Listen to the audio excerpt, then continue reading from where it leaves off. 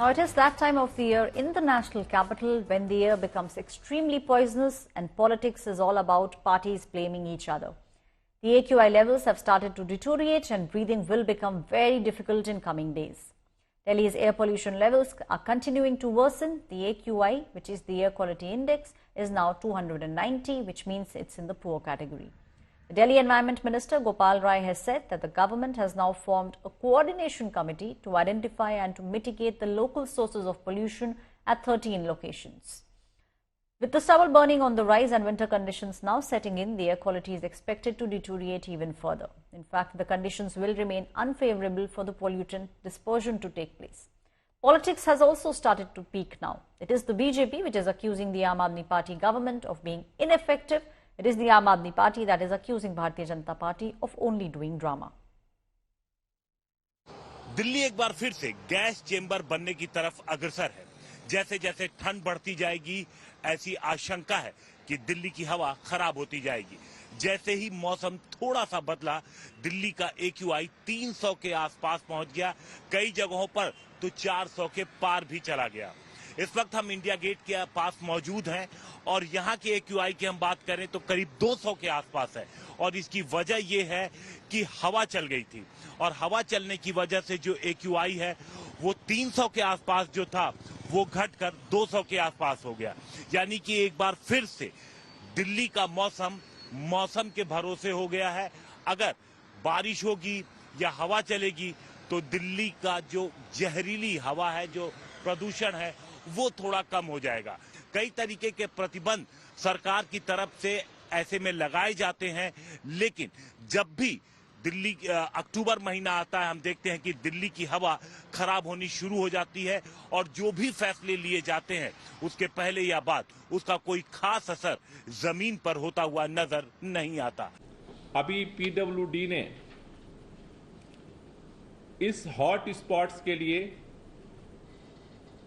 Mobile anti smog gun special deploy करने का निर्णय लिया गया है, जिसमें 80 मोबाइल एंटी स्मॉग गन अलग अलग हॉट स्पॉट्स पे डिप्लॉय की जाएगी, जहां पे वाटर स्प्रिंकलिंग करके खास तौर से जो डस्ट है, क्योंकि जगह जगह देखा जा रहा है अभी जहां भी पोल्यूशन बढ़ रहा है वहां पे PM10 की मात्रा ज्यादा अभी बढ़ रही है, उसमें डस्ट का ज्यादा कंपोनेंट होता है। उसके लिए वजीरपुर में 10 मोबाइल एंटी स्मॉग गन लगाया जा रहा है, मुंडका में जो है 8, रोहिणी में 7, जहांगीरपुरी में 4, आनंद विहार में 10, द्वारका सेक्टर 8 में 4, बवाना में 5, नरेला में 5, विवेक विहार में 5, ओखला में 5, पंजाबी बाग में 4, अशोक विहार में 4 और आरकेपुरम में 6। ये हॉट स्पॉट्स पर mobile anti smog gun deploy की जाएगी। पराली को लेकर सुप्रीम कोर्ट सख्त है। मैं ये कहता हूँ किसान भाइयों को कि सरकार की जो योजनाएं हैं, पराली के लिए सरकार ने कई तरह की योजनाएं बनाई हैं। आप उन योजनाओं का लाभ उठाएं, उससे किसान को फाइनेंशियल फायदा भी होगा।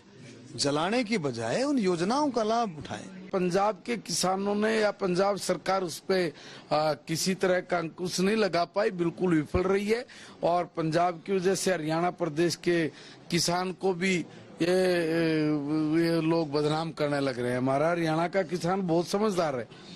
हमारा किसान को पता है अगर हम लोग अपनी फसल में उसमें पराली में आग लगाएंगे तो हमारी जो जमीन की जो उपजाऊ भूमि है उस पे बहुत बड़ा नुकसान होगा। हमारा किसान नहीं जलाता पराली। NGT ने कहा पराली से पोल्यूशन, वहाँ NGT ने भी कहा है कि पोल्यूशन केवल पराली से नहीं है, ये तो कुछ ना के बराबर है होता है, लेकिन पराली से नहीं जलाना चाहिए। उसके लिए सरकार को कदम उठाने चाहिए कि पराली को खरीदा जाए, उसके MSP फिक्स की जाए, ताकि अब वो किसान कहाँ ले जाएगा, उसके पास इतनी स्टोरेज की जगह नहीं है। पराली छोटा किसान कहाँ ले जाएगा, उसकी तो सारी जमीन में पराली हो जाएगी। तो या उसके बंडल बना के खरीदा जाए, सब्सिडी दी जाए। इस किस्म के कोर्सिव एक्ट करने से किसान को डराने का प्रयास किया जा रहा है। पिछले 10 वर्षों से केजरीवाल साहब और उनकी पार्टी यहाँ पे सत्ता भोग रहे हैं। दिल्ली की जनता त्रस्त है, परेशान है। जनता की चिंता किसी को नहीं है, केवल अपनी कुर्सी की चिंता है। दिल्ली में अब सांस लेना महंगा होता जा रहा है। आप समझ रहे, दिल्ली में सांस लेना बहुत महंगा होता जा रहा है। लोग हॉस्पिटल पहुंच जा रहे हैं, छोटे बच्चे परेशान हो रहे हैं। AQI लेवल देखिए, दिवाली से पहले ये हाल है, तो अब आगे जाके और क्या होगा? अगर आपने यदि पहले कुछ मेजर्स उठाए होते तो ये हाल ना होता ना। अब क्या फायदा बोल के कि जी हम तो युद्ध स्तर पर काम कर रहे हैं। दिल्ली के जो कई क्षेत्रों में एयर क्वालिटी का डेटा आ रहा है, उसमें करीबन कई 14-15 इलाकों में जहां मॉनिटरिंग स्टेशंस है, वहाँ तो ऑलरेडी ये सीवियर जोन लगभग है या वेरी पुअर के काफ़ी ऊपर है, और ओवरऑल ये वेरी पुअर या बहुत ख़राब स्थिति में बताया जा रहा है। तो एयर क्वालिटी इंडेक्स जो है सर्टेनली अब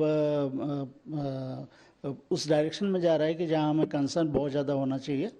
विशेष रूप से ठंड बहुत ज़्यादा नहीं बढ़ी है, परंतु पिछले 2 दिनों से विंड स्पीड काफ़ी फॉल कर गया है। इससे प्रदूषण जो है फैल नहीं पा रहा है, न ही वो ऊपर जा पा रहा है और न ही हॉरिजॉन्टली यानी दूसरे क्षेत्रों में जा पा रहा है। My colleague Shreya Chatterjee is now joining me from Kalindi Kunj in the national capital. Shreya, neither air nor water. Nothing is pure in the national capital, and the citizens are only asking for the basic amenities. Well, Aishwarya, this is a year and after year phenomena that we are reporting. It's become an annual ritual. The winter approaches in the national capital. The picture changes in the Yamuna. You can see the kind of froth that has covered the entire Yamuna in Kalindi Kunj. This froth smells of ammonia, phosphate, causes skin disease. You see some of the people whose livelihood also depends on this river. They are forced to work in such difficult conditions. भैया आप कितने साल से यहाँ पे काम कर रहे हैं? हम भाई 2007 से रहने के तो 35 साल हो गया, लेकिन जमुना घाट के जब से मैं सुधार किया हूँ, मेरे 2007 से यहाँ रहा हूँ। तो एक बात बताइए, ये आप ऐसे फ्रॉथ में होता है, लेकिन हम क्या करें क्या? हमें भी ऊपर वाला भेजा के जमुना किनारा है, किसी को मरते देखो मत, बचाओ उसको। सालों साल ऐसा होता है, इस साल थोड़ा ज्यादा नहीं लगा? हाँ, इस साल ज्यादा है, इस साल बहुत ज्यादा है। You heard him, Aishwarya. The reason he can say the situation on the ground because he's been over here, saves life. He's one of the divers here in Kalindi Kunj, and he's saying that this year the froth does seem to be a lot more. I've also been reporting from this area for many years now, and clearly this time the picture is different. It's unfortunate that the Delhi government, time after time, comes up with committees, suggests there'll be work on the ground, but the picture never really changes. You can see how they are trying to clean this entire space right now.